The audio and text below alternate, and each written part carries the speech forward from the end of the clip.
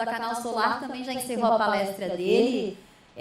Falou ali sobre energia solar com baterias, possibilidades e viabilidade com as regras atuais. Curtiu, Bruno? Como é que foi essa tua segunda experiência aí no nosso Summit Solar? Fala um pouquinho pra gente. É sempre bom, né?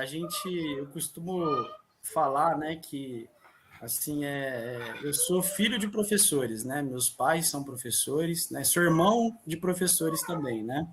Só eu que destoava um pouquinho aí ovelha negra, né? E não, né? Me formei em engenharia, mas comecei aqui a dar aula aqui nos cursos da Unicamp, agora nos cursos do Canal Solar, e me descobri. Então, assim, ó, qualquer evento aí que você me colocar para palestrar ou para ministrar uma aula, uma disciplina, é que nem dar um brinquedo para uma criança. Eu adoro, né? Eu acho que eu gosto muito dessa questão de compartilhar e ganhar conhecimento aí. Certo. Ô, Bruno, vamos abrir para perguntas, então? Rômulo tem alguma coisa ali pra gente? Cara, sacanagem deixar essa palestra do Bruno, né? E bater no horário da próxima. Obviamente tem diversas perguntas, né? Ei. Bruno, essa pergunta é muito comum que a gente tem também no suporte. Essa acho que é a principal dúvida do pessoal, tá? E geralmente a gente não tem como responder isso aqui, né? Vamos ver, assim, precisamente. Caro Bruno, as baterias são os equipamentos mais caros do sistema off-grid já em operação no Brasil.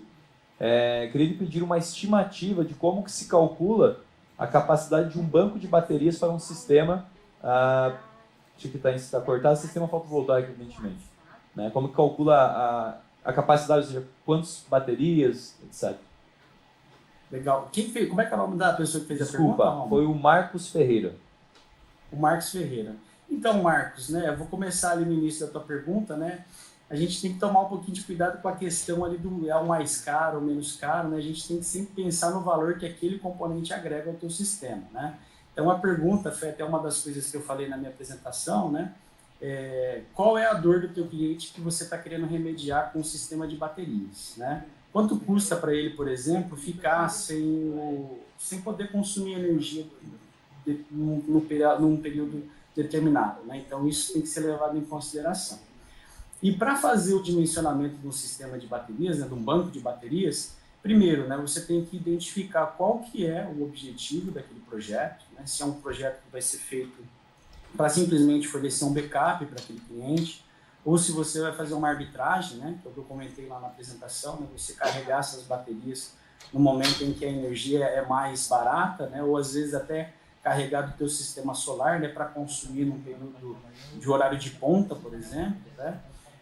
Ou se o seu sistema de baterias com energia solar vai ser o principal, né, a tua principal fonte energética, como foi o caso daquele pivô, né, que dependia da energia solar para carregar a bateria, senão ele tinha que levar ali, ligar o gerador a diesel que ele tinha ali funcionando em paralelo.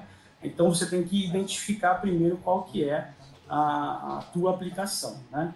E a partir disso você tem que, né, levantar qual que é o consumo, né, daquele cliente, né, daqueles equipamentos, né, quanto tempo que ele vai precisar, né, de ter esse consumo de energia, e a partir disso dimensionar o seu banco de baterias. Você vai calcular o valor total, né, que esse cliente precisa de banco, e dependendo do tipo de bateria que você vai trabalhar, né, você vai determinar se você vai utilizar uma, duas, três, enfim, né, quantos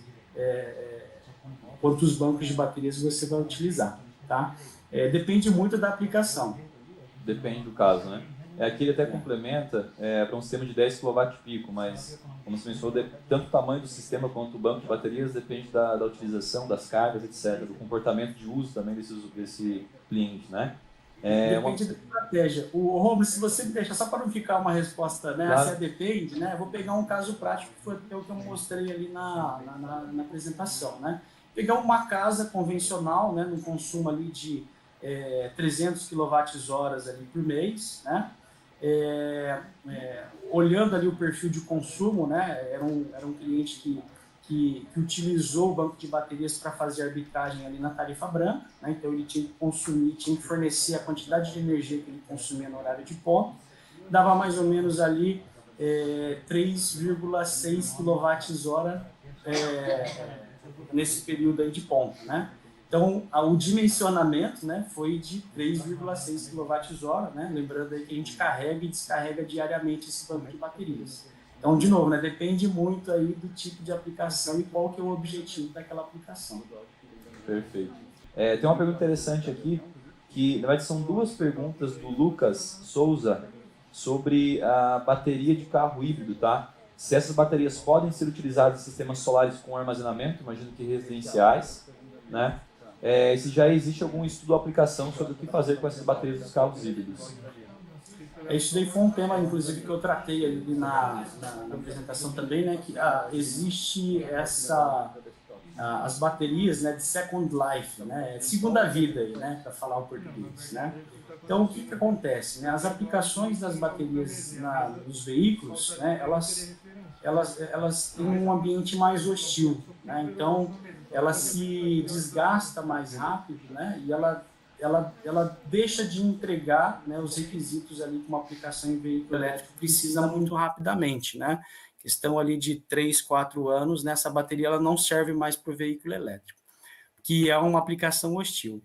Como a nossa aplicação, né, por exemplo, com energia solar ali num ambiente controlado, né, que você vai dar, por exemplo, na tua residência, né, Romulo, que você tem ar-condicionado, senão não vive em Floripa também no verão, né? No inverno então você também dá um não. ambiente controlado para essa bateria, né? Não é um ambiente tão hostil, e aquela bateria que não servia para os carros, ela acaba servindo para os sistemas de energia solar. Lógico que não é só tirar lá do carro, né? Você tá lá, você tem um carro elétrico, né? Vou desmontar, tirar essa bateria e colocar ela para funcionar. Tem que passar por um processo de recondicionamento, né? Equalização das células. Vão ser selecionadas as células que são mais parecidas para compor um banco, né? Mas essa matéria-prima ela pode ser reutilizada nos bancos nas aplicações com energia solar. E aí vai estar uma grande alavanca aí de impulsionamento desse mercado, tá?